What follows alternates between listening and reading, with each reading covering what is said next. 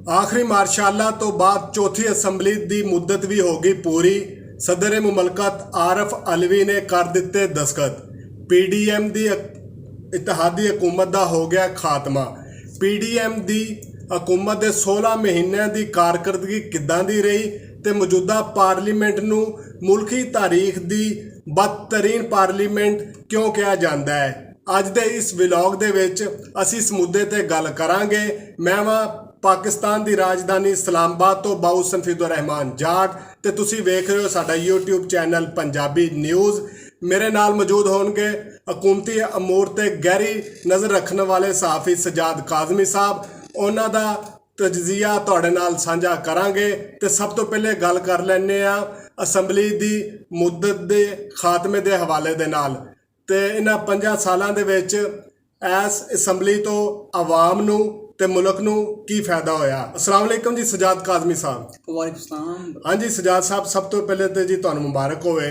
एक काफ़ी लंबे समय तो बाद जिहड़ा दोबारा व्लॉग का जिहड़ा सिलसिला है पंजाबी न्यूज़ शुरू कर रहे हैं जी। बिल्कुल वेखो विच दरम्यान जो गैप आया सी लेकिन साढ़े हौसले पस्त नहीं होए। असी दोबारा तो उसी तरह आ गए हैं लोगों के सामने इन्फॉर्मेशन लैके ते अंदर दी स्टोरियां कढ़ के ताकि वो आवाम जिहड़ी किसी हद तक साढ़े नाल इन टच सी वो दोबारा साढ़े नाल एक किस्म दी गलू हो जाए ताकि असी मजीद इन्फॉर्मेशन, क्योंकि बड़ा कुछ होने लगा है दोबारा।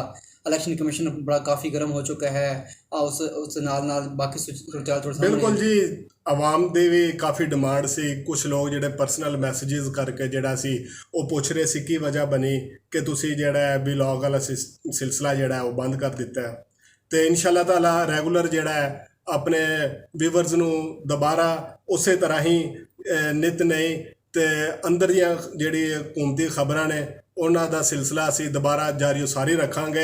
तो सब तो पहले जिहड़ा असीं सवाल तुहाडे नाल कीता है कि जिहड़ी मौजूदा असैम्बली कदों वजूद दे विच आई है ते 5 सालां दे विच जिहड़ा आवाम नूं ते मुल्क नूं इस असैम्बली का की फायदा होया है। सर ये 5 साल ने असी चाह के भी घंटे तक दा मुआवजा नहीं कर सकते। 5 साल पहले की तारीख वेख लो अगस्त और 2018 के दादोशुमार चुक के वेख लो कि महंगाई किस हद तक थी तो हुण किस हद तक पहुँच चुकी है। तो तुम जमीन आसमान का फर्क वेखोगे। 7% तो शुरू हुई सी महंगाई की शरह जो कि इस वक्त 28% मौजूद है। डॉलर का रेट उस वक्त तकरीबन 133 के आस पास थी तो हुण 290 के आस पास है। तुम दीगर अशिया की तुम वाले ना वेख लो डॉलर के रिलेटेड तो दीगर तुम चीज़ां वेख लेंगे हो। स्टॉक मार्केट की सूरत हाल वेख लो, अशिया खुरनोश की कीमत वेख लो, सारी इस वक्त तकरीबन बढ़ चुकी है। उस वक्त अगर तुम पेट्रोल की कीमत के वाले ना वेख लो 95 रुपए तो शुरू होया सी ते हुण थोड़े सामने 272 रुपए तक पहुँच चुका है। हर शहर इस हद तक इजाफा होया है कि ये जी पार्लीमेंट सी एक किस्म की तहलील हुई उस तो बाद दोबारा रीइंस्टेट हुई। ये पहली बार विखना चाहे कि इस हद तक पहले कभी नहीं होया कि एक तहलील शुदा पार्लीमेंट नूं दोबारा तो रीइंस्टेट हुई।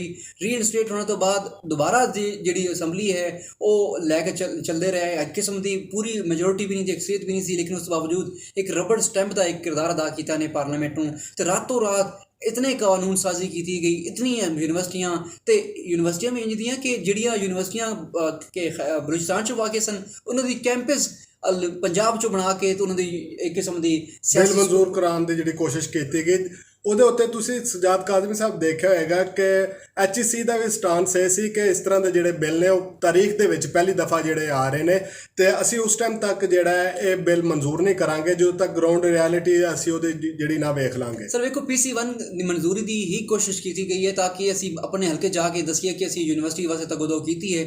ਇਸ ਤੋਂ ਪਹਿਲੇ ਰਾਣਾ ਤਨਵੀਰ ਸਾਹਿਬ ਜਿਹੜੇ ਹਨ ਜਿਸ ਲਈ ਆਏ ਸਨ ਐਜ਼ ਅ ਵਜ਼ੀਰ ਤਾਲੀਮ ਬਣ ਕੇ, तो ਉਹਨਾਂ ਦੀ ਸਭ ਤੋਂ ਪਹਿਲੇ ਕੋਸ਼ਿਸ਼ ਸੀ ਕਿ ਆਪਣੇ ਇਲਾਕੇ ਕਾਮੂ ਕੀ ਸਾਈਡ ਤੇ ਜਾ ਕੇ ਵੀ ਯੂਨੀਵਰਸਿਟੀ ਦੀ ਕੈਂਪਸ ਜ਼ਬਰਦਸਤੀ ਲੈ ਕੇ ਚਲੇ ਗਏ ਸਨ। ਉੱਥੇ ਵੀ ਤੁਹਾਨੂੰ ਪਤਾ ਹੋਏਗਾ ਰਾਣਾ ਤਨਵੀਰ ਸਾਹਿਬ ਦੇ ਤੁਸੀਂ ਜ਼ਿਕਰ ਕੀਤਾ, ਉਸ ਦੇ ਹਵਾਲੇ ਨਾਲ ਮੈਂ ਤੁਹਾਨੂੰ ਉਹਨਾਂ ਦਾ ਇੱਕ ਮਾਜ਼ੀ ਯਾਦ ਕਰਵਾ ਦੇਵਾਂ। ਸਾਡਾ ਡਿਸਟ੍ਰਿਕਟ ਨਨਕਾਣਾ ਸਾਹਿਬ ਤੇ ਉਸ ਦੇ ਵਿੱਚ ਜਿਹੜਾ ਬਾਬਾ ਗੁਰੂ ਨਾਨਕ ਇੰਟਰਨੈਸ਼ਨਲ ਜਿਹੜੀ ਯੂਨੀਵਰਸਿਟੀ ਜਿਹੜੀ ਉਹ ਬਣੀ ਹੈ ਗੁਜ਼ਸ਼ਤਾ ਇਸ ਮਤਲਬ ਇਸੇ ਪਾਰਲੀਮੈਂਟ ਦੇ ਵਿੱਚ ਸਾਬਕ ਵਜ਼ੀਰ ਆਜ਼ਮ ਇਮਰਾਨ ਖਾਨ ਨੇ ਉਸ ਦਾ ਇਫਤਤਾਹ ਕੀਤਾ ਸੀ ਤੇ ਉਸ ਦਾ ਜਿਹੜੀ ਮਨਜ਼ੂਰੀ ਸੀ ਉਹ ਮੁਸਲਿਮ ਲੀਗ ਨੂਨ ਦੇ ਪਿਛਲੇ ਦੌਰ ਦੇ ਵਿੱਚ ਹੋਈ ਸੀ ਤੇ ਜਿਹੜੇ ਤਾਲੀਮ ਰਾਣਾ ਤਨਵੀਰ ਸਾਹਿਬ ਨੇ ਇਹਨਾਂ ਨੇ ਕਾਫੀ ਕੋਸ਼ਿਸ਼ ਕੀਤੀ ਕਿ ਉਸ ਯੂਨੀਵਰਸਿਟੀ ਨੂੰ ਜਿਹੜਾ ਨਨਕਾਣਾ ਸਾਹਿਬ ਤੋਂ ਜਿਹੜਾ ਉਠਾ ਕੇ ਕਾਮੋਕੀ ਦੇ ਕਿਸੇ ਜਿਹੜਾ ਏਰੀਆ ਦੇ ਵਿੱਚ ਬਣਾ ਦਿੱਤਾ ਜਾਵੇ। ਤੇ ਉਹ ਪੂਰਾ ਜਿਹੜਾ ਉਹ ਟੈਨੋਰ ਸੀ ਜਿਹੜਾ ਮੁਸਲਿਮ ਲੀਗ ਨੂਨ ਦਾ, ਉਹ ਇਸੇ ਤਰ੍ਹਾਂ ਹੀ ਇਹਨਾਂ ਨੇ ਜ਼ਾਇਆ ਕੀਤਾ। ਤੇ ਮਗਰ ਅਲਹਮਦੁਲਿਲਾ ਉਹ ਯੂਨੀਵਰਸਿਟੀ ਨਨਕਾਣਾ ਸਾਹਿਬ ਦੇ ਵਿੱਚ ਹੀ ਬਣਨੀ ਸੀ ਤੇ ਨਨਕਾਣਾ ਸਾਹਿਬ 'ਚ ਹੀ ਬਣੀ। ਤੇ ਉਸ ਦਾ ਜਿਹੜਾ ਕ੍ਰੈਡਿਟ ਸੀ ਉਹ PTI ਨੂੰ ਜਾਂਦਾ ਸੀ ਕਿ ਸਾਬਕ ਵਜ਼ੀਰ ਆਜ਼ਮ ਇਮਰਾਨ ਖਾਨ ਨੇ ਉਸ ਦਾ ਇਫਤਤਾਹ ਕੀਤਾ, ਕਿਉਂਕਿ ਬੈਕਵਰਡ ਇਲਾਕਾ ਸੀ। ਉਸ ਇਲਾਕੇ ਦੇ ਵਿੱਚ ਯੂਨੀਵਰਸਿਟੀ ਬਣੀ ਜਿੱਥੇ ਜਿਹੜੇ ਨੇ ਹੁਣ ਹਜ਼ਾਰਾਂ ਦੀ ਤਾਦਾਦ ਦੇ ਵਿੱਚ ਜਿਹੜੇ ਤਾਲਿਬ ਇਲਮ ਤਾਲੀਮ ਹਾਸਲ ਕਰ ਰਹੇ ਸਰ ਨੇ। ਵੇਖੋ, ਰਾਣਾ ਤਨਵੀਰ ਸਾਹਿਬ ਦੇ ਬਾਰੇ ਕਿਹਾ ਜਾਂਦਾ ਹੈ ਕਿ ਬੜੇ ਸੀਨੀਅਰ ਰਹਿਨੁਮਾ ਨੇ ਨੂਨ ਲੀਗ ਦੇ ਤੇ ਉਹ ਬੜੀ ਸੀਨੀਅਰ ਵਾਰਦਾਤਾਂ ਪਾਉਂਦੇ ਨੇ। ਤੁਸੀਂ ਹੁਣ ਗੱਲ ਕੀਤੀ, ਮੈਂ ਤੁਹਾਨੂੰ ਇੱਕ ਹੋਰ ਸ਼ੈ ਐਡ ਕਰਦਾ ਰਹਾਂ ਕਿ ਸਕਿੱਲਸ ਯੂਨੀਵਰਸਿਟੀ ਇਸਲਾਮਾਬਾਦ 'ਚ ਵਾਕੇ ਉਹਦੇ ਜਿਹੜੇ ਪ੍ਰੋਫੈਸਰ ਨੇ, ਜਿਹੜੇ ਵਾਈਸ ਚਾਂਸਲਰ ਨੇ ਡਾਕਟਰ ਮੁਖਤਾਰ ਸਾਹਿਬ ਬੜੇ ਕਲੋਜ਼ ਬਡੀ ਨੇ ਰਾਣਾ ਤਨਵੀਰ ਸਾਹਿਬ ਦੇ। ਇਹਨਾਂ ਦੇ ਬਾਰੇ 'ਚ ਵੀ ਕਿਹਾ ਜਾਂਦਾ ਸੀ ਕਿ ਇਹਨਾਂ ਨੇ ਵੀ ਕੋਸ਼ਿਸ਼ ਕੀਤੀ ਗਈ ਕਿ HEC ਦੇ ਚੇਅਰਮੈਨ ਬਣਾਇਆ ਜਾਏ, ਲੇਕਿਨ ਉਸ ਵੇਲੇ ਵੀ ਤੁਹਾਨੂੰ ਪਤਾ ਕਿ ਡਾਕਟਰ ਮੁਖਤਾਰ ਸਾਹਿਬ ਦੂਜੇ ਜਿਹੜੇ ਮੌਜੂਦ ਨੇ ਉਹ ਵੀ ਬੜੇ ਨੂਨ ਲੀਗ ਦੇ ਕਲੋਜ਼ ਨੇ, ਇਸ ਵਾਸਤੇ ਇਹਨਾਂ ਦੀ ਗੱਲ ਨਹੀਂ ਸਕੀ। ਬਹਰਹਾਲ ਇਹਨਾਂ ਨੇ ਜਾ ਕੇ ਇਹਨਾਂ ਜ਼ਰੂਰੀਆਤ ਪੂਰੀ ਕੀਤੀ ਸਨ।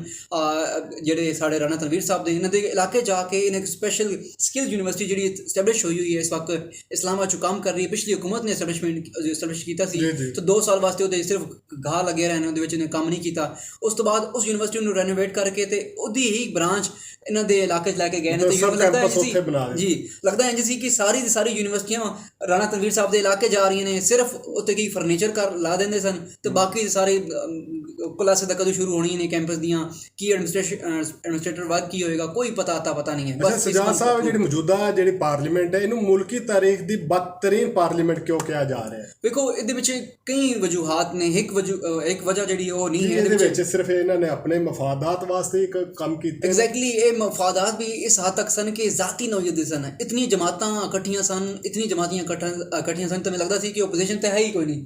ਓਪੋਜੀਸ਼ਨ ਦੀ ਤੁਸੀਂ 11 ਰੁਕਨੀ ਅਗਰ ਤੁਸੀਂ ਟੀਮ ਵੇਖ ਲਓ ਤੇ ਉਹ ਓਪੋਜੀਸ਼ਨ ਜਿਹੜੀ ਸੀ ਉਹ ਆਪਣੀ ਮਰਜ਼ੀ ਦੇ ਜਾ ਕੇ ਠੇਕੇ ਜਾ ਕੇ ਦਿੰਦੀ ਸੀ। PAC ਦੇ ਚੇਅਰਮੈਨ ਜਿਹੜੇ ਸਨ ਉਹ ਮੁਨਾਰਫ ਰੁਕਨ ਜਿਹੜੇ ਸਨ, ਉਹਨਾਂ ਦਾ ਜਿਹੜਾ ਤੁਸੀਂ ਵੇਖ ਲਓ, ਮੈਂ ਤਾਂ ਉਹਨਾਂ ਦਾ ਬੜਾ ਕਲੋਜ਼ਲੀ ਮੋਨੀਟਰ ਕੀਤਾ ਹੈ ਤੇ ਮੈਂ ਇਸ ਨਤੀਜੇ ਤੇ ਪਹੁੰਚਿਆ ਕਿ ਉਹ ਬੜੀ ਭੜਕਾ ਮਾਰਦੇ ਸਨ ਆਪਣੀ PAC ਕਮੇਟੀਆਂ ਵਿੱਚ, ਲੇਕਿਨ ਬਾਅਦ ਜਾ ਕੇ ਜਿਨ੍ਹਾਂ ਲੋਕਾਂ ਦੀ ਸਰਜ਼ਨਿਸ਼ ਕਰਦੇ ਸਨ ਉਹਨਾਂ ਦੀ ਫਾਈਲ ਪੜਾ ਦਿੰਦੇ ਸਨ ਕਿ ਇਹ ਫਾਈਲ ਤੇ ਸਾਈਨ ਕਰਾ ਦਿਓ, ਇਹ ਫਾਈਲ ਇੰਜ ਕਰਾ ਦਿਓ, ਫਾਈਲ ਉਂਝ ਕਰਾ ਦਿਓ, ਉਹਦੇ ਬਾਅਦ ਕੰਮ ਕਰਾ ਲੈਂਦੇ ਸਨ। ਤੇ ਓਪੋਜੀਸ਼ਨ ਨਾ ਦੀ ਕੋਈ ਸ਼ੈ ਨਹੀਂ ਸੀ, ਸਿਰਫ ਔਰ ਸਿਰਫ ਹਕੂਮਤ ਦੀ ਇੱਕ ਕਿਸਮ ਦੀ ਮਿਊਜ਼ੀਕਲ ਚੇਅਰ ਦਾ ਸ਼ੋਅ ਸੀ। ਕਦੀ ਇਹ ਨਾਰਾਜ਼ ਹੋ ਜਾਂਦੇ ਨੇ ਤੇ ਕਦੀ ਉਹ ਨਾਰਾਜ਼ ਹੋ ਜਾਂਦੇ ਨੇ, ਤਾਂ ਉਹਨਾਂ ਨੂੰ ਕੋਈ ਸ਼ਾਇਦ ਕਿ ਮਨਾ ਲਿਆ ਤੇ ਮਤਲਬ ਕਹਿੰਦਾ ਇਹਦੇ ਵਿੱਚ ਜਿਹੜਾ ਹੈ ਗੁਜ਼ਸ਼ਤਾ 16 ਮਹੀਨੇ ਦੇ ਵਿੱਚ ਜਿਹੜੀ ਪਾਰਟੀਜ਼ ਤੇ ਜਿਹੜੇ ਲੋਕ ਹਕੂਮਤ 'ਚ ਆਏ ਨੇ ਇਹਨਾਂ ਨੇ ਸਿਰਫ ਆਪਣੇ ਕੇਸ ਜਿਹੜੇ ਮਾਫ ਕਰਵਾਏ। ਐਗਜ਼ੈਕਟਲੀ, ਆਪਣੇ ਕੇਸ ਮਾਫ ਕਰਾਏ ਨੇ ਤੇ ਜਿਤਨਾ ਉਹਨਾਂ ਦੇ ਉੱਤੇ ਐਲੀਗੇਸ਼ਨ ਸਨ ਸਾਰੇ ਕਲੀਅਰ ਕਰਾਉਣ ਦੀ ਕੋਸ਼ਿਸ਼ ਕੀਤੀ ਗਈ ਹੈ ਕਿ ਇੱਕ 16 ਮਾਹ 'ਚ ਐਸਾ ਕੋਈ ਵਾਸ਼ਿੰਗ ਮਸ਼ੀਨ ਇਸਤੇਮਾਲ ਕੀਤੀ ਜਾਏ ਕਿ ਬਿਲਕੁਲ ਨਵੇਲੇ ਬਣ ਕੇ ਬਾਹਰ ਆ ਜਾਏ, ਤਾਂ ਕਿ ਇਲੈਕਸ਼ਨ ਤੋਂ ਬਾਅਦ ਅਗਰ ਸਾਡੀ ਹੁਕੂਮਤ ਨਹੀਂ ਬਣਦੀ ਤਾਂ ਦੁਬਾਰਾ ਸਾਡੇ ਖਿਲਾਫ ਇੰਤਕਾਮੀ ਕਾਰਵਾਈਆਂ ਨਾ ਹੋ ਸਕਣ। ਉਸ ਤੋਂ ਇਲਾਵਾ ਵੇਖੋ ਤਾਂ ਆਵਾਮ ਵਾਸਤੇ ਜਿਹੜੀ ਪਾਰਲੀਮੈਂਟ ਬਣਦੀ ਹੈ, ਆਵਾਮ ਵਾਸਤੇ ਕਾਨੂੰਨ ਸਾਜ਼ੀ ਹੋਣੀ ਚਾਹੀਦੀ ਹੈ। ਆਵਾਮ ਵਾਸਤੇ ਮੇਰੇ ਖਿਆਲ 'ਚੋਂ ਤਕਰੀਬਨ 10% ਵੀ ਕਾਨੂੰਨ ਸਾਜ਼ੀ ਜਿਹੜੀ ਹੈ ਡਾਇਰੈਕਟਲੀ ਨਹੀਂ ਕੀਤੀ ਗਈ। ਸੀਕ੍ਰੇਟਸ ਐਕਟ ਤੋਂ ਲੈ ਕੇ ਪਾਰਲੀਮੈਂਟ ਤੋਂ ਅਦਾਰਿਆਂ ਦੇ ਆਪਸ 'ਚ ਮਨਾਉਣ ਦੀ ਕੋਸ਼ਿਸ਼ ਕੀਤੀ ਗਈ। ਲੋਕਾਂ ਨੂੰ ਜਿਹੜਾ ਲੈ ਕੇ ਆਏ ਸਾਫੀਆਂ ਦਾ ਵੀ ਜਿਹੜਾ ਉਹਨਾਂ ਨੇ ਬੰਦੋਬਸਤ ਕਰਨ ਵਾਸਤੇ ਜਿਹੜਾ ਪੈਮਰਾ ਤਰਮੀਮੀ ਐਕਟ ਵੀ ਮਨਜ਼ੂਰ ਜਿਹੜਾ ਕੀਤਾ ਹੈ। ਐਗਜ਼ੈਕਟਲੀ, ਤਰਮੀਮੀ ਐਕਟ ਦੇ ਵਾਲਾ ਤੁਸੀਂ ਵੇਖ ਲਓ, ਹਿੱਕ ਸ਼ਿਕ ਜਿਹੜੀ ਸੀ ਉਹ ਸਾਫੀ ਦੇ ਹੱਕ 'ਚ ਸੀ। ਬਾਕੀ ਸਾਰੀ ਮਿਸ ਇਨਫੋਰਮੇਸ਼ਨ ਡਿਸਇਨਫੋਰਮੇਸ਼ਨ ਦਾ ਐਸਾ ਗੋਰਖ ਧੰਦਾ ਕੀਤਾ ਗਿਆ ਹੈ ਕਿ ਖਬਰ ਦੇਣਾ ਤੱਕ ਮੁਹਾਲ ਹੋ ਜਾਏਗਾ। ਜਿਹੜਾ ਸੂਰਤਿਆਲ ਬਣ ਰਹੀ ਹੈ ਕਿ ਇਹਦਾ ਆਉਣਾ ਦਿਨਾਂ ਵਿੱਚ ਨਜ਼ਰ ਆਏਗਾ ਕਿ ਅਗਰ ਜ਼ਰਾਏ ਡਿਸਕਲੋਜ਼ ਨਹੀਂ ਕੀਤੇ ਜਾਣਗੇ, ਡਿਸਇਨਫੋਰਮੇਸ਼ਨ ਤੇ ਮਿਸ ਇਨਫੋਰਮੇਸ਼ਨ ਐਲੀਗੇਸ਼ਨ ਲੱਗੇਗਾ ਤੇ ਉਸ ਤੋਂ ਬਾਅਦ ਡਾਇਰੈਕਟ ਜਿਹੜੀ ਹੈ ਇੰਟਰਫੇਰੈਂਸ ਉਹ ਕੈਮਰਾ ਕਰੇਗਾ। ਜਿਹੜਾ ਜ਼ਰਾਏ ਦੇ ਹਵਾਲੇ ਨਾਲ ਤਾਂ ਸੁਪਰੀਮ ਕੋਰਟ ਦਾ ਪਹਿਲੇ ਫੈਸਲਾ ਆ ਚੁੱਕਿਆ ਹੈ ਕਿ ਅਗਰ ਸਾਫੀ ਦੀ ਉਸ ਤੇ ਦਬਾਅ ਨਹੀਂ ਪਾਇਆ ਜਾ ਸਕਦਾ ਕਿ ਉਹ ਆਪਣੇ ਜ਼ਰਾਏ ਨੂੰ ਡਿਸਕਲੋਜ਼ ਕਰੇ। ਸਰ, ਆਲਮੀ ਕਵਾਨੀਨ ਨੇ ਮੌਜੂਦ ਇਸ ਦੇ ਉੱਤੇ ਵੇਖ ਲਿਆ ਜੇ ਕੁਝ ਦਿਨ ਬਾਅਦ ਇੰਟਰਨੈਸ਼ਨਲ ਪ੍ਰੈਸ ਜਿਹੜੀ ਹੈ ਉਹਦੇ ਉੱਤੇ ਬੜਾ ਖੁੱਲ੍ਹ ਕੇ ਰਿਐਕਸ਼ਨ ਲਏਗੀ, ਕਿਉਂਕਿ ਤੁਹਾਨੂੰ ਪਤਾ ਹੈ ਕਿ ਇੱਥੇ ਕੋਈ ਸ਼ੈ ਵਾਕਿਆ ਹੋ ਜਾਏ ਤਾਂ 1-2 ਦਿਨ ਬਾਅਦ ਰਿਪੋਰਟ ਹੁੰਦਾ ਹੈ ਇੰਟਰਨੈਸ਼ਨਲੀ ਤੇ ਉਸ ਤੋਂ ਬਾਅਦ ਹਾਈਪ ਕ੍ਰੀਏਟ ਕਰਦਾ ਹੈ। ਤੇ ਹੁਣ ਸਾਡੇ ਸਾਹਮਣੇ ਹੈ ਕਿ ਇਹ ਜਿਹੜਾ ਮਾਮਲਾ ਹੈ ਦਬੇਗਾ ਨਹੀਂ, ਉੱਠੇਗਾ, ਕਿਉਂਕਿ ਇਹਦੇ ਵਿੱਚ ਵੀ ਸਾਫੀ ਗਰੁੱਪ ਜਿਹੜੇ ਹਨ, ਇੱਕ ਮਾਫੀਆ ਹੈ ਕਿਸਮ ਦਾ ਸਾਫੀ, ਉਹ ਗਰੁੱਪ ਜਿਹਨਾਂ ਦੀ ਲੱਖਾਂ ਦੀ ਤਨਖਾਹ ਹੈ ਤੇ ਇੱਕ ਉਹ ਸਾਫੀ ਨੇ ਜਿਹੜੇ 5,500 ਚੰਦ ਹਜ਼ਾਰਾਂ 'ਚ ਮੁਸ਼ਕਿਲ ਆਪਣੇ ਹਾਲਾਤ ਲੈ ਕੇ ਚੱਲ ਰਹੇ ਨੇ, ਸਫੈਦ ਪੋਸ਼ੀ ਤੇ ਭਰਮ ਲੈ ਕੇ ਚੱਲ ਰਹੇ ਨੇ, ਉਹਨਾਂ ਵਾਸਤੇ ਮੁਸ਼ਕਿਲਾਤ ਕ੍ਰੀਏਟ ਹੋ ਰਹੀਆਂ ਨੇ। ਮਗਰ ਤੁਸੀਂ ਇਹ ਵੀ ਤੇ ਵੇਖੋ ਨਾ ਇਸ ਹਕੂਮਤ ਨੇ ਜਾਂਦੇ ਕੋਈ ਸਾਫੀਆਂ ਨੂੰ ਜਿਹੜਾ ਪਾਕਿਸਤਾਨ ਦੀ ਤਾਰੀਖ ਦੇ ਵਿੱਚ ਕਿ ਕੋਈ ਵੀ ਜਿਹੜੀ ਹਕੂਮਤ ਹੈ ਉਹ ਕੋਈ ਸਾਫੀਆਂ ਵਾਸਤੇ ਕੁਛ ਨਹੀਂ ਸੀ ਕਰ ਸਕੀ। ਮੌਜੂਦਾ ਹਕੂਮਤ ਨੇ ਸਾਫੀਆਂ ਨੂੰ ਜਿਹੜਾ ਹੈਲਥ ਇੰਸ਼ੋਰੈਂਸ ਦਾ ਵੀ ਦਿੱਤੀ ਹੈ ਨਾ। ਸਰ, ਹੈਲਥ ਇੰਸ਼ੋਰੈਂਸ ਇੱਕ ਹਫ਼ਤੇ ਪਹਿਲੇ ਇੰਟਰੋਡਿਊਸ ਕਰਵਾਈਏ। 16 ਮਾਹ 'ਚ ਕੀ ਕੀਤਾ ਨੇ? 16 ਮਾਹ 'ਚ ਕਿਤਨੇ ਸਾਫੀ ਜਿਹੜੇ ਮਰੇ ਨੇ ਜਾਂ ਜਿਹੜੇ ਵੇਖੋ ਬਦਤਰੀਨ ਦੌਰ ਸੀ 16 ਮਾਹ, ਅਗਰ ਤੁਸੀਂ ਕੰਪੇਅਰ ਕਰ ਲਓ। ਸਾਫੀ ਸਾਡੇ ਸਾਹਮਣੇ ਐਮ ਸਾਫੀ ਇੱਕ ਸਾਫੀ ਜਿਹੜੇ ਸ਼ਹੀਦ ਹੋ ਗਏ ਅਰਸ਼ਦ ਸਾਹਿਬ, ਉਸ ਤੋਂ ਬਾਅਦ ਇਮਰਾਨ ਰਿਆਜ਼ ਗਾਇਬ ਨੇ। ਇਸ ਤਰ੍ਹਾਂ ਦੇ ਕਈ ਲੋਕਾਂ ਨੂੰ ਚੁੱਕ ਲਿਆ ਗਿਆ ਖਾਮੋਸ਼ੀ ਨਾਲ, ਕਈ ਲੋਕਾਂ ਨੂੰ 2 ਦਿਨ ਵਾਸਤੇ ਉਠਾਇਆ ਗਿਆ, ਕਈ ਲੋਕਾਂ ਨੂੰ ਹਫ਼ਤੇ ਵਾਸਤੇ, ਕਈ ਲੋਕਾਂ ਨੂੰ ਕਈ ਹਫ਼ਤੇ ਵਾਸਤੇ ਜਿਹੜੀ ਜ਼ਬਾਨਬੰਦੀ ਕਰ ਦਿੱਤੀ। ਜ਼ਬਾਨਬੰਦੀ ਇਸ ਤਰ੍ਹਾਂ ਦੀ ਜਿਹੜਾ ਸਾਫਟਵੇਅਰ ਅਪਡੇਟ ਦਾ ਇੱਕ ਐਸਾ ਸਿਸਟਮ ਚੱਲਿਆ ਸੀ ਜਿਹੜਾ ਸਿਰਫ ਸਿਆਸਤਦਾਨਾਂ ਤੱਕ ਮਹਿਦੂਦ ਨਹੀਂ ਰਿਹਾ। ਇਹ ਇੰਤਕਾਮੀ ਕਾਰਵਾਈਆਂ ਸਾਫੀ ਬਰਾਦਰੀ ਤੇ ਬਹੁਤ ਜ਼ਿਆਦਾ ਇੰਪਲੀਮੈਂਟ ਹੋਈਆਂ ਨੇ। ਤੇ ਸਾਫੀ ਬਰਾਦਰੀ ਉਹ ਹੈ ਜਿਹੜੀ ਇੱਕ ਕਿਸਮ ਦੀ ਕੋਈ ਸਟਾਂਸ ਲੈਣ ਦੀ ਕੋਸ਼ਿਸ਼ ਕਰੇ, ਫੈਕਚੁਅਲ ਇਨਫੋਰਮੇਸ਼ਨ ਲੈਣ ਦੀ ਕੋਸ਼ਿਸ਼ ਕਰੇ ਤੇ ਉਸ ਤੋਂ ਬਾਅਦ ਉਹਨੂੰ ਦਬਾਉਣ ਦੀ ਕੋਸ਼ਿਸ਼ ਕੀਤੀ ਜਾਏ ਤਾਂ ਉਹ ਦਬ ਜਾਂਦੀ ਹੈ। ਉਹਨੂੰ ਪਤਾ ਹੈ ਕਿ ਇਸ ਵਕਤ ਸਾਰੀ ਮਸ਼ੀਨਰੀ ਇਸਤੇਮਾਲ ਹੋ ਰਹੀ ਹੈ ਸਾਫੀ ਕਮਿਊਨਿਟੀ ਦੇ ਖਿਲਾਫ, ਕੋਈ ਨਾਲ ਖਲੋਣਾ ਨੂੰ ਤਿਆਰ ਨਹੀਂ। ਤੇ ਇਸ ਹੱਦ ਤੱਕ ਲੌਬਿੰਗ ਕੀਤੀ ਗਈ, ਗਰੁੱਪਿੰਗ ਕੀਤੀ ਗਈ ਕਿ ਜਿਹੜਾ ਬੰਦਾ ਹਕੂਮਤੀ ਅਗੇਂਸਟ ਜਾਏ ਤਾਂ ਉਹਨੂੰ ਕਹਿ ਦਿੰਦੇ ਨੇ ਯੂਟਿਊਬਰ। ਇੱਕ ਐਸਾ ਸਟਿਗਮਾ ਲਾ ਦਿੰਦੇ ਨੇ ਯੂਟਿਊਬਰ ਦਾ ਕਿ ਉਹ ਬੰਦਾ ਆਪਣੇ ਆਪ ਸਾਫੀ ਕਹਿ ਹੀ ਨਹੀਂ ਸਕਦਾ। ਫਿਰ ਉਹਨੂੰ ਆਪਣੀ ਡਿਗਰੀਆਂ ਤੇ ਆਪਣੀ ਸਾਰੀਆਂ ਸਟੋਰੀਆਂ ਜਿਹੜੀ ਪਿਛਲੇ 5 ਸਾਲ 10 ਸਾਲ ਕੰਮ ਕੀਤਾ। ਕਹਿਣ ਦਾ ਮਕਸਦ ਹੈ ਕਿ ਇੱਕ ਹਿਸਾਬ ਦਾ ਜਿਹੜਾ ਸੀ ਨਾ ਉਹ ਸਿਵਲ ਮਾਰਸ਼ਲ ਵਾਲੀ ਸੂਰਤ ਹਾਲ ਸੀ। ਤੇ ਕੱਲ ਹਕੂਮਤ ਨੇ ਜਿਹੜਾ ਜਾਂਦੇ ਜਾਂਦੇ ਜਿਹੜਾ ਸ਼ਰੀਫ ਖਾਨਦਾਨ ਨੂੰ ਬਹੁਤ ਵੱਡਾ ਰਿਲੀਫ ਦਿੱਤਾ ਹੈ ਕਿ ਸ਼ਰੀਫ ਖਾਨਦਾਨ ਦੇ ਜਿਹੜੇ ਉਹਨਾਂ ਦੇ ਜਿਹੜੇ ਨੈਬ ਦੇ ਕੇਸਾਂ ਦੇ ਹਵਾਲੇ ਦੇ ਨਾਲ ਉਹਨਾਂ ਦੀ ਪ੍ਰਾਪਰਟੀ ਸੀ ਤੇ ਉਹ ਜਿਹੜੀ ਸੀ ਸੀਲ ਕੀਤੀ ਸੀ ਤੇ ਉਹਨਾਂ ਨੂੰ ਜਿਹੜਾ ਆਪਣਾ ਡੀਸੀਲ ਕਰ ਦਿੱਤਾ, ਜਿਹਦੇ ਵਿੱਚ ਆਪਣਾ ਤਕਰੀਬਨ ਸ਼ਰੀਫ ਫੈਮਿਲੀ ਦੇ ਸਾਰੇ ਅਸਾਸੇ ਸੀ। ਸਰ ਮੈਨੂੰ ਯਾਦ ਪੈਂਦਾ 16 ਮਾਹ ਪਹਿਲੇ ਜਿਹੜੇ ਹਕੂਮਤ ਬਣੀ ਸੀ ਤੇ ਪੀਪਲਸ ਪਾਰਟੀ ਨੇ ਹਕੂਮਤ ਮਤਲਬ ਕਿ ਡਾਇਰੈਕਟਲੀ ਨਹੀਂ ਲਈ, ਇਨਡਾਇਰੈਕਟਲੀ ਲਈ। ਉਹ ਉਹਦੇ ਲੈ ਸਨ, ਉਹ ਵਜ਼ਾਰਤਾਂ ਲਈਆਂ ਸਨ ਜਿਹੜੀਆਂ ਡਾਇਰੈਕਟਲੀ ਬਾਅਦ ਚੋਂ ਗਾਲੀ ਦਾ ਬਾਇਸ ਨਹੀਂ ਬਣਨਗੀਆਂ। ਹੁਣ ਉਹਦੇ ਵਿੱਚ ਇਹ ਤੈਅ ਪਾਇਆ ਸੀ ਕਿ ਸਾਡੇ ਖਿਲਾਫ ਕੇਸਿਸ ਨੇ ਉਹ ਮਾਫ ਕਰਾਏ ਜਾਣ। ਓਮਨੀ ਗਰੁੱਪ ਹੋ ਗਿਆ, ਦੀਗਰ ਗਰੁੱਪ ਹੋ ਗਏ, ਉਹਨਾਂ ਕੇਸ ਮਾਫ ਕਰਾ ਲਏ ਸਨ। ਹੁਣ ਵਾਰੀ ਸੀ ਨੂਨ ਲੀਗ ਦੀ ਤੇ ਨੂਨ ਲੀਗ ਨੇ ਫਿਰ ਦੇਖੋ ਇਤਨਾ 16 ਮਾਹ ਉਹਨਾਂ ਆਪਣੇ ਦਿੱਤੇ ਨੇ, ਆਪਣੇ ਕੰਧਾ ਦਿੱਤਾ, ਗਾਲੀਆਂ ਸੁਣੀਆਂ ਨੇ ਲੋਕਾਂ ਦੀਆਂ ਤੇ ਉਹਨਾਂ ਫਿਰ ਉਹਦੇ ਜਿਹੜੇ ਰਿਵਾਰਡ ਵਿੱਚ ਆਪਣੇ ਕੇਸ ਜਿਸਨੇ ਅਹਿਮ ਕੇਸਿਸ ਸਨ, ਕਰਪਸ਼ਨ ਤੋਂ ਲੈ ਕੇ ਮਨੀ ਲਾਂਡਰਿੰਗ ਤੋਂ ਲੈ ਕੇ ਜਿਤਨੀ ਵੀ ਉਹਨਾਂ ਦੀ ਜੇ ਕਿਸਮ ਦਾ ਅਕ੍ਰੋਸ ਦਾ ਜਾਂ ਬਿਹਾਈਂਡ ਦਾ ਸੀਨ ਜਿਹੜੀ ਮਨੀ ਉਹਨਾਂ ਕੋਲ ਟ੍ਰਾਂਸਫਰ ਦੇ ਵਾਲਿਆਂ ਨੂੰ ਐਲੀਗੇਸ਼ਨ ਲੱਗੇ ਹੋਏ ਸਨ, ਉਹਨਾਂ ਸਾਰੇ ਇਸ ਤਰ੍ਹਾਂ ਡਰਾਈ ਵਾਸ਼ ਕਰਾ ਲਏ ਨੇ ਕਿ ਹੁਣ ਦੁਬਾਰਾ ਨਵੇਂ ਕੱਪੜੇ ਪਾ ਕੇ ਦੁਬਾਰਾ ਇਲੈਕਸ਼ਨ ਵਿੱਚ ਜਾ ਸਕਦੇ ਨੇ। ਅੱਛਾ ਸਜਾਦ ਸਾਹਿਬ, ਸਾਈਫਰ ਦਾ ਮਾਮਲਾ ਜਿਹੜਾ ਉਹ ਇੱਕ ਵਾਰੀ ਫਿਰ ਉੱਠ ਗਿਆ ਤੇ ਕੱਲ ਤੁਸੀਂ ਦੇਖਿਆ ਹੋਏਗਾ ਕਿ ਇੱਕ ਅਮਰੀਕੀ ਜਿਹੜਾ ਅਖਬਾਰ ਹੈ ਉਸਨੇ ਉਹਦਾ ਸਾਰਾ ਸਕ੍ਰਿਪਟ ਜਿਹੜਾ ਆਪਣੀ ਰਿਪੋਰਟ ਦੇ ਵਿੱਚ ਸ਼ਾਇਆ ਕਰ ਦਿੱਤਾ। ਤੁਹਾਨੂੰ ਕੀ ਲੱਗ ਰਿਹਾ, ਕਿਉਂਕਿ ਸਾਡੇ ਸਾਬਕ ਵਜ਼ੀਰ ਆਜ਼ਮ ਪਿਛਲੇ ਦਿਨ ਉਹਨਾਂ ਨੇ ਅਦਾਲਤ ਦੇ ਵਿੱਚ ਬਿਆਨ ਦਿੱਤਾ ਸੀ ਕਿ ਸਾਈਫਰ ਜਿਹੜਾ ਮੇਰੇ ਕੋਲ ਗੁੰਮ ਹੋ ਗਿਆ ਤੇ ਇਸ ਤਨਾਜ਼ਰ ਦੇ ਵਿੱਚ ਇਹ ਜਿਹੜੀ ਹੁਣ ਜਿਹੜੀ ਆਪਣਾ ਅਖਬਾਰ 'ਚ ਛਾਇਆ ਹੋਇਆ ਇਸ ਦਾ ਕੋਈ ਤਰੀਕਾ ਇਨਸਾਫ ਨੂੰ ਫਾਇਦਾ ਹੋਏਗਾ ਜਾਂ ਅਲਟੀਮੇਟਲੀ ਉਸ ਨੂੰ ਇਸ ਦਾ ਕੋਈ ਨੁਕਸਾਨ ਹੋਏਗਾ? ਸਰ ਫਿਲਹਾਲ ਜਿਹੜੀ ਜਿਸ ਤਰ੍ਹਾਂ ਪੋਰਟਰੇ ਕੀਤਾ ਜਾ ਰਿਹਾ ਹੈ ਤੇ ਜਿਸ ਹੱਦ ਤੱਕ ਫੌਰੀ ਖਬਰ ਛਾਇਆ ਹੋਈ ਉਸ ਤੋਂ ਬਾਅਦ ਰਾਣਾ ਸਨਾਉਲਾ ਸਾਹਿਬ ਨੇ ਟਵੀਟ ਕਰ ਦਿੱਤੇ, ਉਸ ਤੋਂ ਬਾਅਦ ਦੀਗਰ ਵਜ਼ਰਾ ਤੇ ਐਮ ਸਾਫੀ ਉਹ ਸਾਫੀ ਜਿਹੜੇ ਸਮਝ ਜਾਂਦੇ ਨੇ ਕਿ ਹਕੂਮਤੀ ਕੈਂਪ ਦੀ ਤਰਜਮਾਨੀ ਕਰਦੇ ਨੇ ਜਾਂ ਹਕੂਮਤੀ ਕੈਂਪ ਵਿੱਚ ਬੈਠੇ ਹੁੰਦੇ ਨੇ, ਉਹਨਾਂ ਦੇ ਟਵੀਟ ਤੇ ਇੱਕ ਨਾ ਰੁਕਣ ਵਾਲਾ ਸਿਲਸਿਲਾ ਜਿਹੜਾ ਸ਼ੁਰੂ ਹੋ ਚੁੱਕਾ ਹੈ ਤੇ ਪੀਟੀਆਈ ਨੂੰ ਸਿਰਫ ਦਿਫਾ ਕਰਨਾ ਪੈ ਰਿਹਾ। ਦਾ ਮਤਲਬ ਇਹ ਹੋਇਆ ਕਿ ਨੂਨ ਲੀਗ ਬੜੇ ਸਟਰੋਂਗ ਬਿਆਨੀ ਨਾਲ ਜਾਣਾ ਚਾਹੁੰਦੀ ਹੈ ਇਲੈਕਸ਼ਨ ਦੀ ਕੰਪੇਨ ਵਾਸਤੇ ਤੇ ਇਹ ਸਟੋਰੀ ਵੀ ਮੈਨੂੰ ਲੱਗਦਾ ਪਲਾਂਟਡ ਹੀ ਹੈ। ਕੀ ਲੱਗ ਰਿਹਾ ਕਿ ਇਮਰਾਨ ਖਾਨ ਸਾਹਿਬ ਜਿਹੜੇ ਕਦੋਂ ਤੱਕ ਜਿਹੜੇ ਨੇ ਉਹਨਾਂ ਦੀ ਕੋਈ ਜ਼ਮਾਨਤ ਦਾ ਮਨਜ਼ੂਰ ਹੋਣ ਦਾ ਇਮਕਾਨ ਹੈ ਜਾਂ ਆਪਣਾ ਜਦੋਂ ਤੱਕ ਉਹ ਮੰਨ ਨਹੀਂ ਜਾਂਦੇ ਜਿਹੜਾ ਬਾਖਤਿਆਰ ਅਦਾਰੇ ਦੀ ਗੱਲ ਕਿ ਉਦੋਂ ਤੱਕ ਆਉਂਦੇ ਰਹਿਣਗੇ, ਜੇਲ੍ਹ ਦੇ ਵਿੱਚ ਜਾਂਦੇ ਰਹਿਣਗੇ, ਕਦੀ ਜ਼ਮਾਨਤ ਹੋਗੀ ਕਦੀ ਫਿਰ ਜੇਲ੍ਹ 'ਚ ਚਲੇ ਗਏ, ਇਸੇ ਤਰ੍ਹਾਂ ਹੀ ਸਿਲਸਿਲਾ ਚੱਲਦਾ ਰਹੇਗਾ? ਸਰ ਫਿਲਹਾਲ ਉਹਨਾਂ ਨੂੰ ਸਾਈਕੋਲੋਜੀਕਲ ਡੈਮੇਜ ਕਰਨ ਦੀ ਕੋਸ਼ਿਸ਼ ਕੀਤੀ ਜਾ ਰਹੀ ਹੈ ਤੇ ਉਹ ਮੇਰੀ ਜਿੰਨੀ ਉਹਨਾਂ ਨਾਲ ਮੁਲਾਕਾਤਾਂ ਰਹੀਆਂ ਨੇ, ਜਿੱਦਾਂ ਮੈਂ ਉਹਨਾਂ ਨੂੰ ਮਿਲਿਆ ਹਾਂ, ਜਿੱਦਾਂ ਉਹਨਾਂ ਨਾਲ ਸਵਾਲ ਕੀਤੇ ਨੇ ਤਾਂ ਮੈਨੂੰ ਇਹ ਨਜ਼ਰ ਆਉਂਦਾ ਹੈ ਕਿ ਸਾਈਕੋਲੋਜੀਕਲੀ ਉਹਨੂੰ ਤੁਸੀਂ ਬੀਟ ਨਹੀਂ ਕਰ ਸਕਦੇ। ਬੜਾ ਸਟਰੋਂਗ ਨਰਵ ਦਾ ਇੱਕ ਹਾਮਿਲ ਸ਼ਖਸ ਹੈ ਤੇ ਉਹਦੇ ਬਾਰੇ 'ਚ ਇਹਨੂੰ ਇੱਕ ਕਿਸ ਤਰ੍ਹਾਂ ਹੱਦ ਤੱਕ ਉਹਨੂੰ ਸਾਈਕੋਲੋਜੀਕਲ ਡਿਫੀਟ ਕੀਤਾ ਜਾ ਰਿਹਾ ਕਿ ਅਮੂਮਨ ਕਿਹਾ ਜਾਂਦਾ ਹੈ ਕਿ ਬੜੇ ਲੀਡਰ ਜਿਹੜੇ ਬੜੇ ਘਰ ਦੇ ਲੋਕ ਹੁੰਦੇ ਨੇ ਉਹ ਸਾਇਸ਼ ਤੋਂ ਹਟਣ ਤੇ ਫਿਰ ਉਹ ਤਬਾਹ ਹੋ ਜਾਂਦੇ ਨੇ।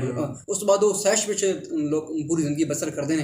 ਹੁਣ ਤੁਹਾਨੂੰ ਯਾਦ ਹੋਏਗਾ ਕਿ ਮਰੀਮ ਸਾਹਿਬਾ ਜਿਹਦੇ ਗਈਆਂ ਸਨ ਜੇਲ੍ਹ 'ਚੋਂ, ਉਹਨਾਂ ਦੇ ਟੀਵੀ ਤੱਕ ਰੋਲੇ ਬਣ ਗਏ ਸਨ ਕਿ ਟੀਵੀ ਨਹੀਂ, ਐਲਸੀਡੀ ਨਹੀਂ ਲੱਗੀ, ਫ੍ਰਿਜ ਨਹੀਂ ਪਿਆ ਤੇ ਕੋਈ ਇਸ ਤਰ੍ਹਾਂ ਦੀ ਬੀ ਕਲਾਸ ਦੀ ਫੋਰਨ ਡਿਮਾਂਡ ਤੇ ਏ ਕਲਾਸ ਤੇ ਬੀ ਕਲਾਸ ਦੀ ਡਿਮਾਂਡ ਤੇ ਹੁਣ ਇਮਰਾਨ ਖਾਨ ਨੂੰ ਤੋੜਨ ਦੀ ਕਿਹੜੀ ਕੋਸ਼ਿਸ਼ ਕੀਤੀ ਜਾ ਰਹੀ। ਸੀ ਕਲਾਸ ਇੱਕ ਫੋਰਨ ਰੀਸੈਂਟਲੀ ਜਿਹੜਾ ਆਸਟ੍ਰੇਲੀਆ ਪ੍ਰਾਈਮ ਮਿਨਿਸਟਰ ਦੇ ਹਵਾਲੇ ਨਾਲ ਉਹਨੂੰ ਦਿੱਤੀ ਜਾ ਰਹੀ ਹੈ। ਹਾਲਾਂਕਿ ਬਤੌਰ ਸਾਬਕ ਵਜ਼ੀਰ ਆਜ਼ਮ ਉਹ ਕਾਨੂੰਨੀ ਤਕਾਜ਼ਾ ਇਹ ਸੀ ਕਿ ਉਹਨਾਂ ਨੂੰ BI ਕਲਾਸ ਜਿਹੜੀ ਸੀ ਉਹ ਦਿੱਤੀ ਜਾਵੇ। ਸਜਾਦ ਸਾਹਿਬ, ਹਕੂਮਤ ਤੇ ਖਤਮ ਹੋ ਗਈ, ਕਾਬੀਨਾ ਵੀ ਖਤਮ ਹੋ ਗਈ, ਨਿਗਰਾਨ ਜਿਹੜਾ ਵਜ਼ੀਰ ਆਜ਼ਮ ਹੈ ਉਹ ਕੌਣ ਆ ਰਿਹਾ ਹੈ ਤੇ ਇੰਤਖਾਬਾਤ ਜਿਹੜੇ ਨੇ ਉਹ ਤੁਹਾਨੂੰ ਕੀ ਲੱਗ ਰਿਹਾ ਹੈ ਇਸੇ ਸਾਲ ਹੋਣਗੇ ਜਾਂ ਅਗਲੇ ਸਾਲ ਚਲੇ ਜਾਣਗੇ? ਸਰ ਭਾਈ ਲੋਕ ਜਿਹੜੇ ਨੇ ਉਹਨਾਂ ਦੀ ਕੈਂਪ 'ਚੋਂ ਕੱਲ ਤੋਂ ਆਵਾਜ਼ਾਂ ਸੁਬਾਹ ਤੋਂ ਉੱਠ ਰਹੀਆਂ ਨੇ ਤਸੱਦੁਕ ਜਲਾਨੀ ਦੇ ਹਵਾਲੇ ਨਾਲ।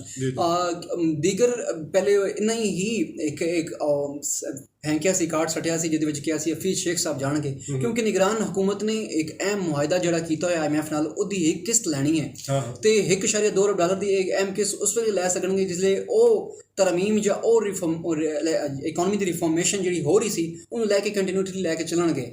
ਇੱਕ ਉਹ ਟੈਕਸ ਕਲੈਕਟਰ ਜਾਂ ਉਹ ਟੈਕਸ ਇਸਲਾਹਾਤ ਦੇ ਮੁਤਾਬਿਕ ਜਿਹਨੂੰ ਇਨਫੋਰਮੇਸ਼ਨ ਹੋਏਗੀ, ਜਿਹੜਾ IMF ਦੇ ਮੁਆਹਦੇ ਪਹਿਲੇ ਕਰ ਚੁੱਕਾ ਹੈ ਜਾਂ ਉਹਦੇ ਨਾਲ ਡੀਲ ਕਰਦਾ ਰਿਹਾ ਇੰਡਾਇਰੈਕਟਲੀ ਜਾਂ ਡਾਇਰੈਕਟਲੀ, ਉਹਨੂੰ ਵੀ ਪਤਾ ਹੈ ਕਿ IMF ਦੀ ਸਾਇੰਸ ਕੀ ਹੈ, ਕਿਵੇਂ ਲੈ ਕੇ ਚੱਲਣਾ। ਅਗਰ ਉਹ ਨਹੀਂ ਲੈ ਕੇ ਚੱਲੇਗਾ ਤਾਂ ਅਗਰ ਸਾਫਟਵੇਅਰ ਜਿਹਾ ਬੰਦਾ ਇੱਕ ਇਸ IMF ਦੇ ਪ੍ਰੋਗਰਾਮ ਲੈਣ ਵਾਸਤੇ ਤਾਂ ਉਹਨੂੰ ਟਾਈਮ ਲੱਗੇ, ਤਾਂ ਮਤਲਬ ਹੈ ਕਿ ਅਗਰ ਇਰੈਲੇਵੈਂਟ ਕੋਈ ਬੰਦਾ ਆਉਂਦਾ ਤਾਂ ਉਹਦੇ ਵਾਸਤੇ ਬੜੇ ਮਸਾਇਲ ਹੋਣਗੇ। ਤੇ ਇਹਨਾਂ ਦੀ ਕੋਸ਼ਿਸ਼ ਹੈ ਆਪਣਾ ਜਿਹੜਾ ਜਲਾਨੀ ਸਾਹਿਬ ਨੇ ਉਹ ਸਾਬਕ ਜਿਹੜੇ ਸਫਾਰਤਕਾਰ ਨੇ ਮੁਖਤਲਿਫ ਮਮਾਲਕ ਦੇ ਵਿੱਚ, ਖਾਸ ਤੌਰ 'ਤੇ ਯੂਰਪੀਅਨ ਮਮਾਲਕ 'ਚ ਕੰਮ ਕਰਨ ਦਾ ਉਹਨਾਂ ਕੋਲ ਕਾਫੀ ਤਜਰਬਾ ਹੈ। ਇਲੈਕਸ਼ਨ ਦੇ ਹਵਾਲੇ ਨਾਲ ਦੱਸੋ ਕਿ ਇਲੈਕਸ਼ਨ ਤੁਹਾਨੂੰ ਇਸੇ ਸਾਲ ਲੱਗ ਰਹੇ ਨੇ ਜਾਂ ਅਗਲੇ ਸਾਲ ਚਲੇ ਜਾਣਗੇ? ਸਰ, ਇਲੈਕਸ਼ਨ ਕਮਿਸ਼ਨ ਦੇ ਜਿਹੜੇ ਜ਼ਰਾਏ ਦੱਸ ਰਹੇ ਨੇ ਕਿ ਉਹ ਆਪਣੇ ਇੱਕ ਕੇਸ ਜਿਹੜਾ ਸਪੈਸ਼ਲੀ ਜਿਹੜੇ ਮੁਖਤਲਿਫ ਕੇਸ ਉਹਨਾਂ ਦੇ ਜ਼ੇਰੇ ਸਮਾਤ ਵੀ ਰਹਿੰਦੇ ਨੇ, ਤੇ ਉਹਦੇ ਵਿੱਚ ਮੇਰੀ ਗੱਲ ਹੋ ਰਹੀ ਸੀ ਕੈਮ ਕਮਿਸ਼ਨ ਦੇ ਮੈਂਬਰ ਨਾਲ। ਉਹਨਾਂ ਨੇ ਮੈਨੂੰ ਦੱਸਿਆ, ਇਸ਼ਾਰਾ ਦਿੱਤਾ ਉਹਨਾਂ ਕਿ ਸਾਡੀ ਇੱਕ ਪ੍ਰੋਵੀਜ਼ਨ ਵੀ ਹੈ ਐਕਟ ਦੀ 2017 ਦੀ ਜਿਹੜੀ ਹੈ ਇਲੈਕਸ਼ਨ ਐਕਟ ਦਾ, ਉਹਦੀ ਪ੍ਰੋਵੀਜ਼ਨ ਮੌਜੂਦ ਹੈ ਕਿ ਅਗਰ ਨਈ ਹਲਕਾਬੰਦੀਆਂ ਕਰਨੀਆਂ ਉਹਦੇ ਵਿੱਚ ਮਿਨੀਮਮ 4 ਮਾਹ ਸਾਨੂੰ ਦਰਕਾਰ ਨੇ, ਯਾਨੀ ਕਿ ਮਿਨੀਮਮ, ਤੇ ਮੈਕਸਿਮਮ ਉਹ 6 ਮਾਹ ਵੀ ਹੋ ਸਕਦੇ ਨੇ ਤੇ 8 ਮਾਹ ਵੀ ਹੋ ਸਕਦੇ ਨੇ।